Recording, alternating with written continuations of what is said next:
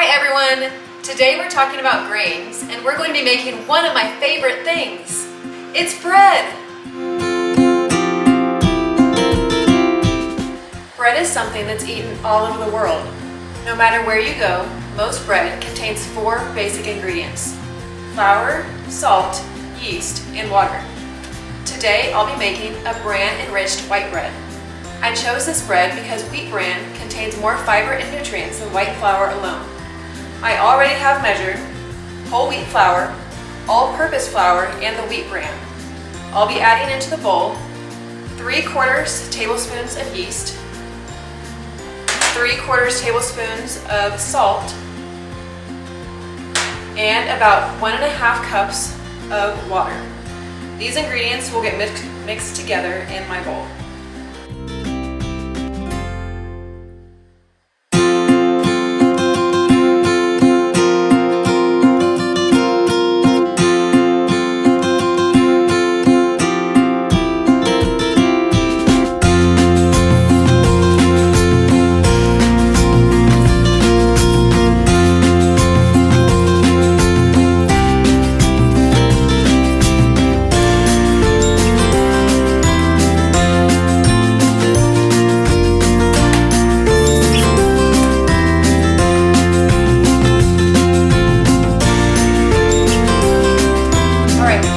Dough is mixed together, I'm going to knead it just a little bit.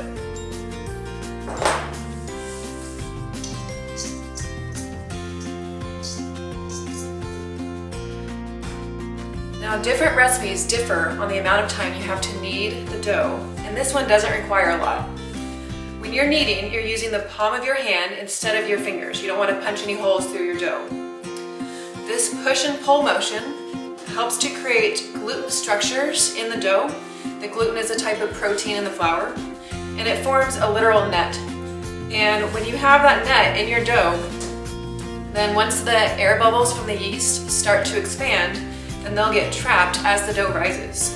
So you're helping to create pockets for that air to move into. Knead it just a little bit more, and as you go, your dough may pick up some flour, which is good. You want to keep your counter floured so it doesn't stick.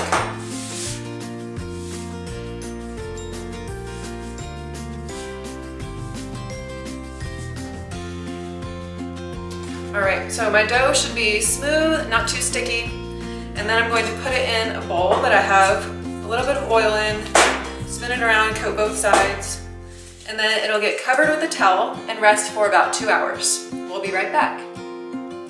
Alright, as you can see, my dough has now about doubled in size. The next step is to shape our loaf. You can choose lots of different ways for shaping. This could be a loaf pan, a braid, even rolls. Or you can use a banneton or brat form basket if you want them lines.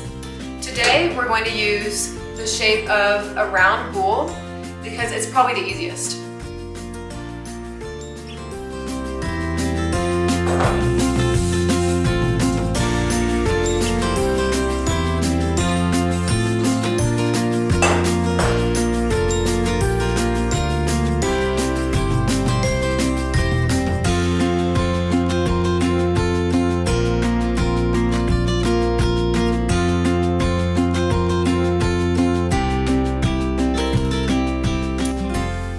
To rest on a cornmeal covered pan for about 40 minutes. Okay everyone, the last step before my bread goes in the oven is to score it.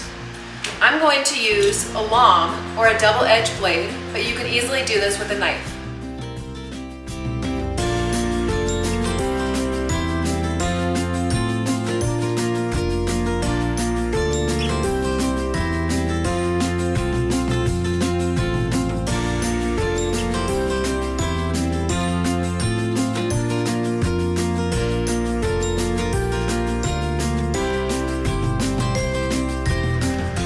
Bread will now go in the oven, preheated to 450 degrees for about 30 minutes. Alright, as you can see, my bread is out of the oven. I let it cool for about 30 minutes. It will be hard, but you need to resist cutting into it, otherwise it could be kind of gummy inside. It has a nice color, and you can see the score lines came through. Anytime you shape bread, it may be different from what the recipe suggests. So one way to know for sure if your bread is done baking is if the internal temperature of the bread reads 190 degrees. And that's what my bread did. So I'm going to cut into it to see what it looks like inside.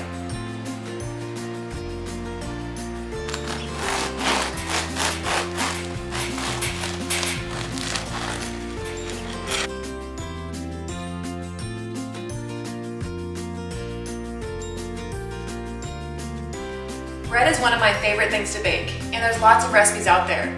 So if you have a favorite, or if you have any questions about a recipe you find, let me know and I'd love to help you out. See you next time.